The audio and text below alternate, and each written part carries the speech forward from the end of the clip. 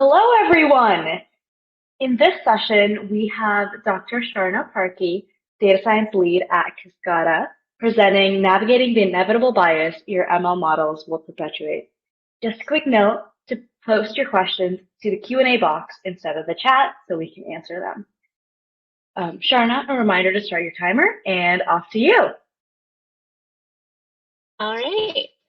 Well, thanks for the introduction. Like she said, my name is Charna Parkey. I'm a data science lead at Kaskada. I've been working in the data science and related industries for the last 15 years. I got my start in digital signal processing, which is just the same as data science, except real-time algorithms that are adaptive and they learn over time. But you're all here because you're signing up to hear a talk about navigating inevitable biases. So you either believe that this bias is inevitable or you may not. But we all like data. So bear with me while I motivate the conversation with it. In a survey of AI adoption in enterprise in 2021, it was published by O'Reilly last week. There were 3,574 respondents. Roughly 1/4 of the respondents described their use of AI as mature, meaning that they had revenue-bearing AI products in production. That's about 929 of those 3,500. And when O'Reilly asked those respondents with mature practices what risks they checked for, fairness, bias, and ethics came in at just 52%. That's 464. So half of a quarter or an eighth are checking for fairness and bias and ethics. On the same day, the results of the survey was posted by O'Reilly.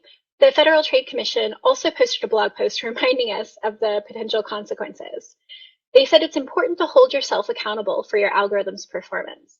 Their recommendations for transparency and independence can help you do that. But if you don't hold yourself accountable, the FTC may do it for you.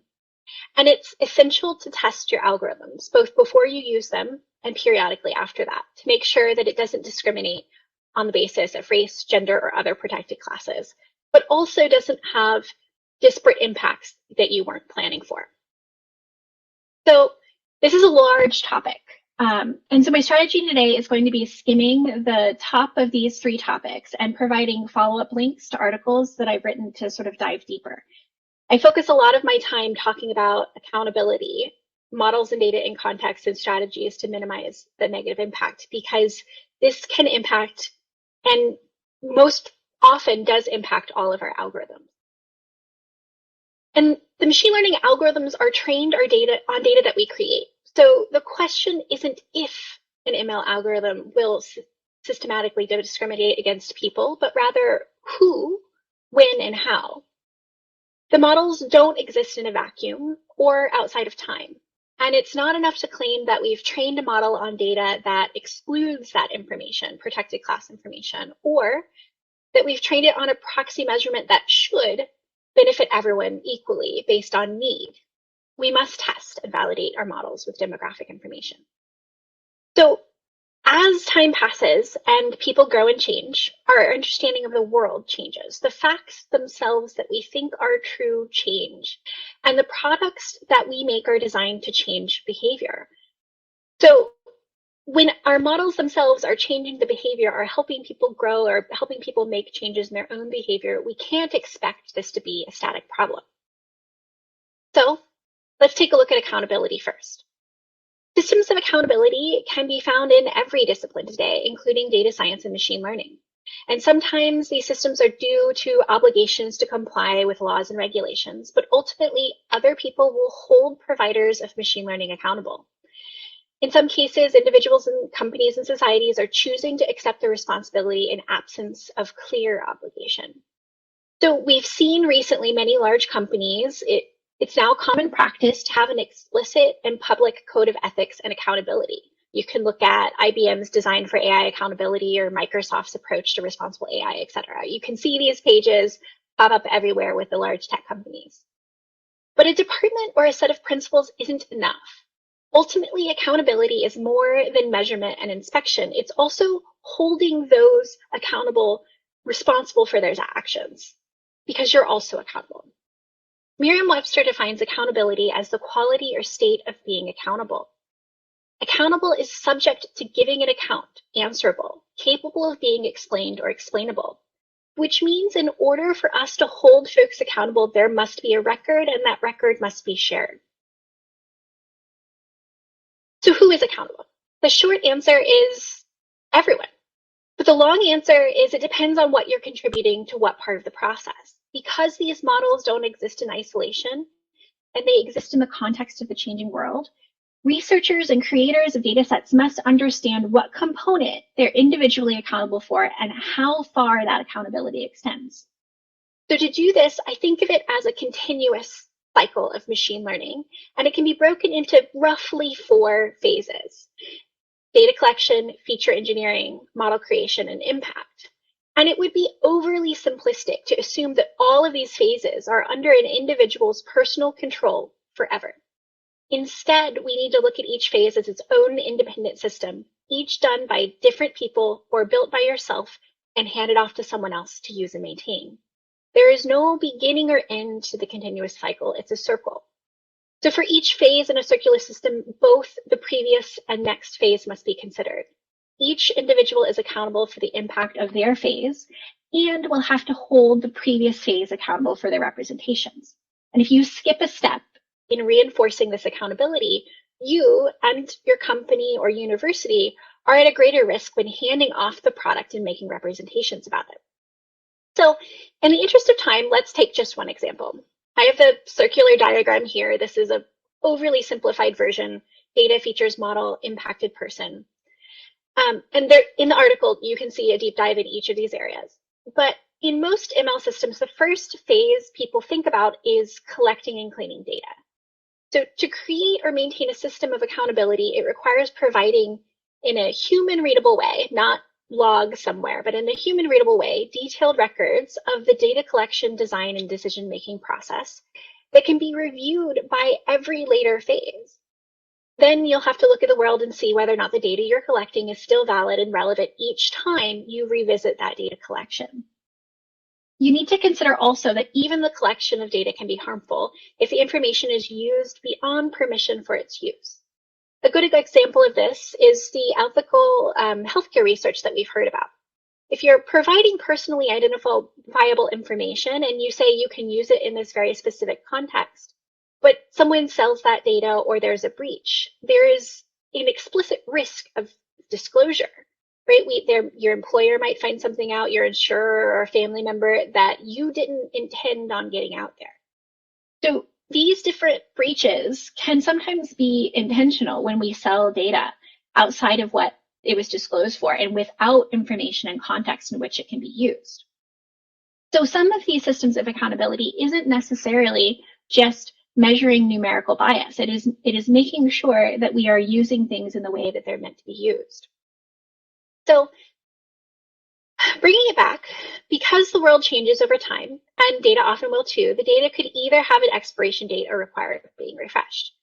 And you're collecting this data to engineer features, to serve models, and make more impact, but you don't know what your data will be used to create, and you don't know the actual behavior that you're going to change and what is going to happen. So creating an account and documenting over time is critical. But context matters, right? So it's not enough to do documentation of what happened and why you did it. You also need to feed that information back to your model in order to measure it. But in order to measure it, you need to know what your model is doing. Your model exists to solve problems and to provide actionable intelligence. And so in order for a model to be useful, it has to provide solutions or answers in time for those answers to be used.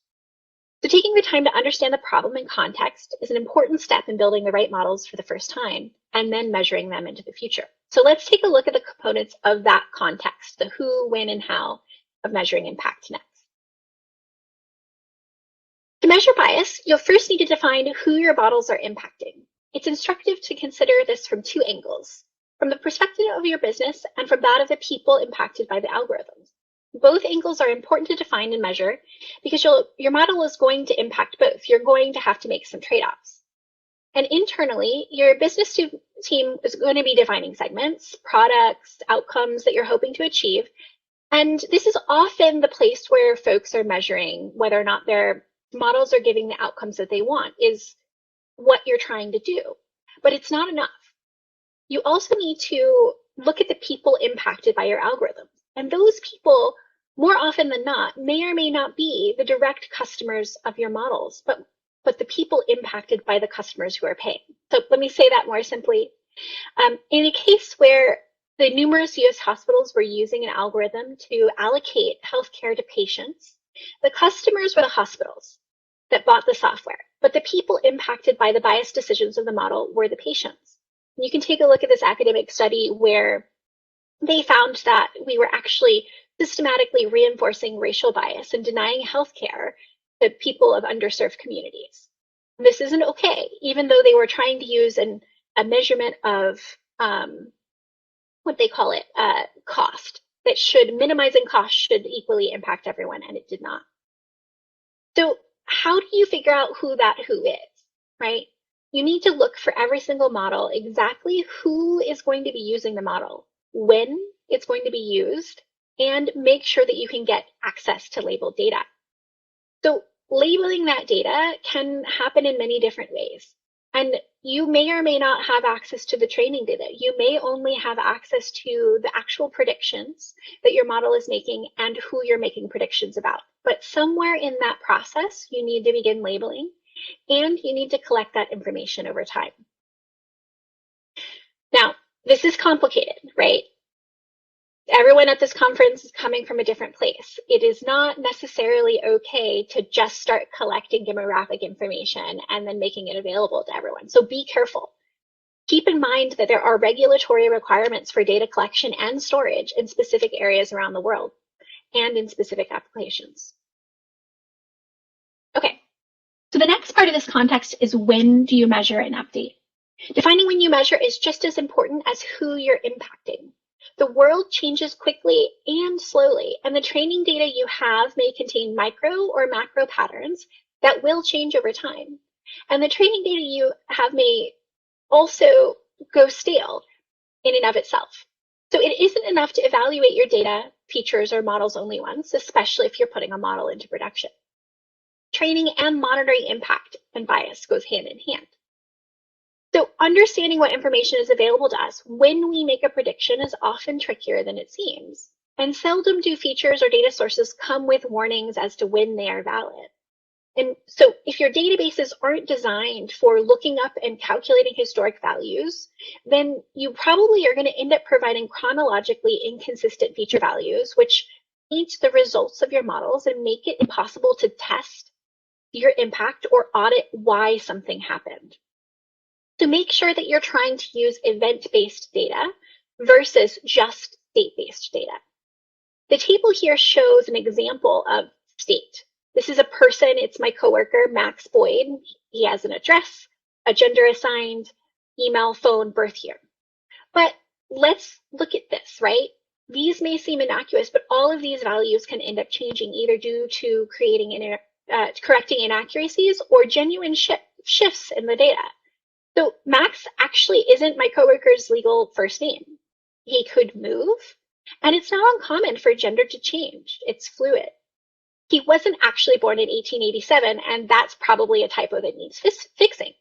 So how do you know if this was the data that you had when you trained your model versus when he updated it a year after your model was shipped and you go to update? You don't, unless you're using event-based data. So you need to be making sure that your systems can handle the changes in data and then retain history of what information used to be so that you can have a system in place to handle the auditing and the measuring. Okay, so how do you measure disparate impact? There are many different ways. One of my favorite ones is this particular measure. So this is one of the reasons is that these groups can actually be separated from the measurement. You can measure a favorable outcome rate, so counting the positive outcomes over a time window, and dividing that by dividing an underprivileged group outcome rate by a privileged group outcome rate, and you get a disparate impact measure.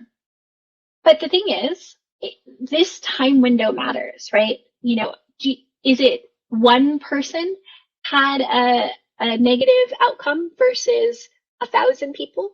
So the time and the context in which these measures are compared matters.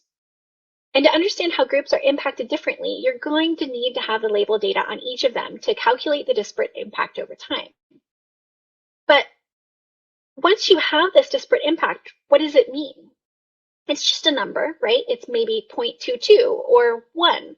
What does that even mean? You need to put it back in context.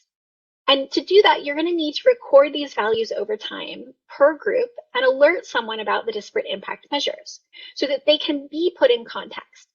Do you have a baseline? Can you understand what is changing? Can you go back and figure out why the inputs and your outputs are different? Okay. So we've talked a little bit about accountability and creating a system of account. And we've talked about a system of accounting, a measurement that you could begin measuring over time. But once you know who can be impacted and that the impact changes over time, how to measure it, what are some of the practical ways that you can get your system ready to mitigate that bias? So the article that I linked to in the previous section that I will put in the chat is super helpful here as well. Ideally, you'd be able to permanently store data about people, including personally identifiable information. However, we also, as individuals, have the right to be forgotten, or we should have. So how do we find a way to anonymize the impact from the individual? And how do we protect that information? So see whether or not you're allowed to anonymously aggregate impact data based on demographic groups at the time of prediction. You can put your models into production behind a feature flag to monitor how its decisions would have impacted various groups differently before you actually put it out into the world. And then you have to continue to monitor over time. Our friends in DevOps here can help us, right? We need to know how a metric is changing and alert on it. And then you need to version the changes that you make to your features, your data, and your models. Without this, you cannot go back. You cannot understand the inputs that provided the sort of disparate impacts change.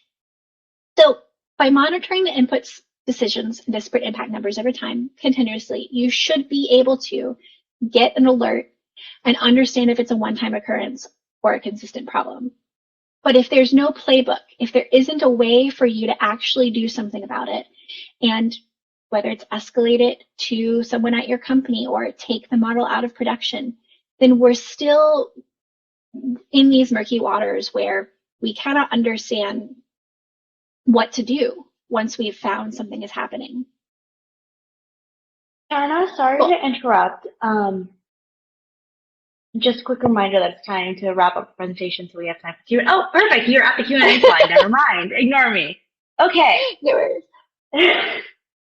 Sorry. So we have 2 questions that our audience has submitted, and also thank you for that great talk. So the first one is by Srividya Suresh, and they said, love this talk, so important. How do we account for the bias that might have occurred in the data collecting process, especially when we're not in charge of the data collection? Yeah, it's a tough one. There's several ways that you can try and account for it.